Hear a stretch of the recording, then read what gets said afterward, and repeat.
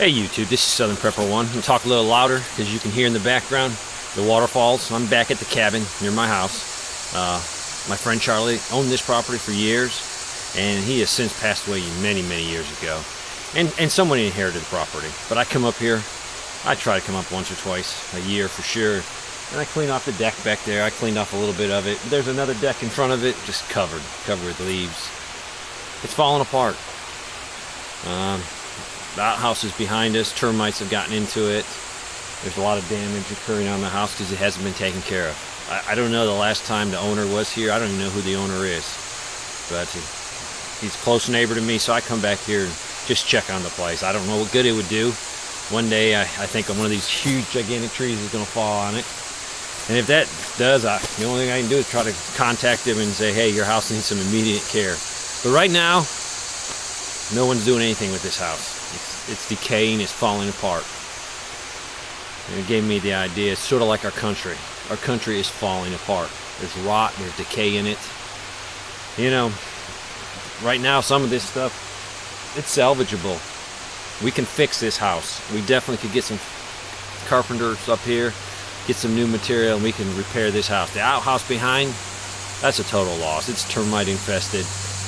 I'm surprised it's still standing. Sort of like our country. We are rotting. We have decay in all aspects. From spiritual to financial to our morals, how we treat each other as human beings. And that's evidence on YouTube. People on YouTube can type things because they don't think it really matters because they're not saying it to someone's face. It's still decay, it's still rot, it's still hate. And our country is going down a path where we need to fix it. But I think it's beyond fixing at this present moment. There's so much decay, there's so much corruption. I don't know if it is fixable. I hope it is, but it's going to take someone stepping forward. The owner of this property, I guess, doesn't care about it at this present moment. And so it's slipping a little bit. It's sort of like our country. The guys that built our country, all the way from the Revolutionary War to World War I, to World War II, and every other conflict that had to step forward, they stepped forward, they did their job. Now it's our turn. If you're listening to this video, it is your turn to step forward. We have to do something. If not, we will give our children nothing. Or if we do, we're going to give them the debt, because we are not men and women enough to stand forward and say, hey, politicians, can't do that.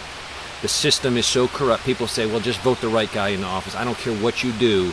It's going to take more than voting 1, 2, or 3 guys in the office. Even if they have the best heart and they can get up there and say pure to their conscience, pure to the moral, what's right and wrong, stay pure to the Constitution, they're not going to do anything. The system is designed so they can't do anything.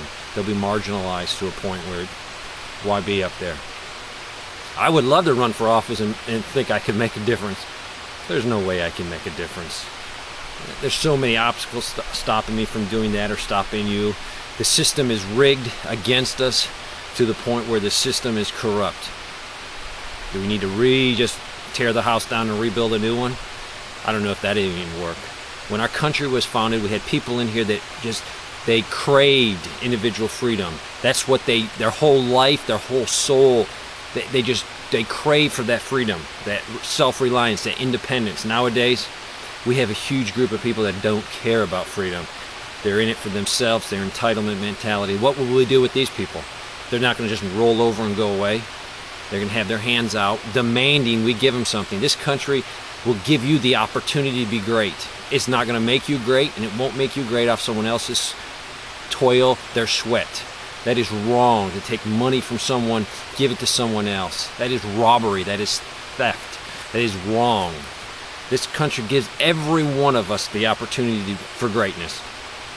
You have to make that effort to go forward. I don't know. A lot of people aren't making any effort to do anything. Things decaying and things falling apart, and they all think it's, someone else would do it. Someone else would do it.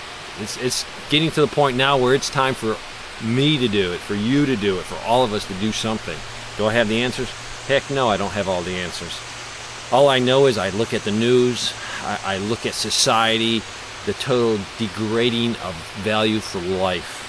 They're just wanting criminal activity. and they catch the people and they throw them in jail, or the judge just throws them back on the street. That in itself is criminal. It's an offense to all good law-abiding citizens. So as this house is needing some work, our United States government, our United States Congress, every part of what makes us a country needs work. And it really starts with you. Is your life right? Are you doing what you know is right? Are you cutting corners here and there? We need to fix, and it starts with us. It starts with me doing the right thing always. I want to fix it. I don't really have the answers. I got some good ideas, but we got to stop the rot. And eventually, we're going to have to pull the boards off, put new boards on. Might get down so far into it and we realize, hey, the foundation's rotted out. The foundation's unsalvageable. Like, this house is it's fine now, but a few more years of abuse, it will be needing some serious work. The outhouse behind us is shot. It needs to be torn down, rebuilt anew. I love my country, but it's time that we do something. We are so far in debt. There is a storm coming. I don't want to get on here and just say doom and gloom, doom and gloom, doom and gloom, and have you all worried and scared. If you turn the news on, if you start reading, if you start studying history, all the way back to our Constitution, our Declaration of Independence, all the Founding Fathers' original work, if you read those things, they craved freedom and being an individual. Today's society is not craving freedom. It's get along, do what everyone else is doing, and get on the train. We need to change that. There is a storm cloud coming. I talk to lots of people throughout the United States, and a lot of people are saying a lot of things. Look for yourself. I think this is the fourth year we have $1 trillion deficit. I also think it's the fourth year that we have failed to pass a budget. That in itself is a criminal act. They should be charged with treason. Their only job is there to balance the checkbook, to have a budget, and they're not even doing that. They keep pushing the can down the road. Eventually, there will be no more road for that can to go down, and we will have severe financial problems.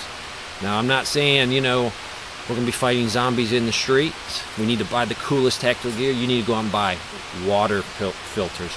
You need to secure your resupply plan of water. You need to secure food. The food you eat right now, go buy it. You don't have to go out and buy expensive dehydrated food. Buy things now that you know you're going to need. There is a storm coming. I talk to people that give me all kinds of information. If I had any specific information right now to give you, I would give it to you very freely. There's a storm coming. It's going to result in a great possibility of an economic collapse. Total economic collapse, where the dollar bills in your pocket are worth absolutely zero. That's what I'm positioning myself. I'm not going to tell you what to do, but I will tell you I'm fervently moving forward, stocking as much as I can to get to a point where I can take care of my families and loved ones. My whole thing is the dollar bill one day will be worth absolutely zero. Can I provide for my family? And not provide, can I provide for my family, but provide for others, and then also be a positive influence in my community to keep things running straight, to keep things running as normal as possible, there will be no normal.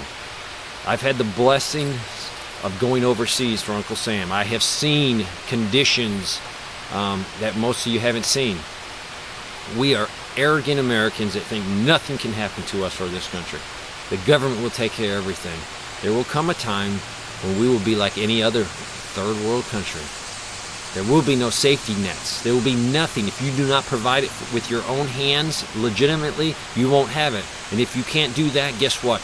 You are going to do illegal things to acquire supplies to feed your family. You will. You might be you think you're the best person, the most moral, upright person. When it comes time to feeding your children, you will do terrible things to get food. So what I'm urging you now, you don't have to go buy the cool tactical gear.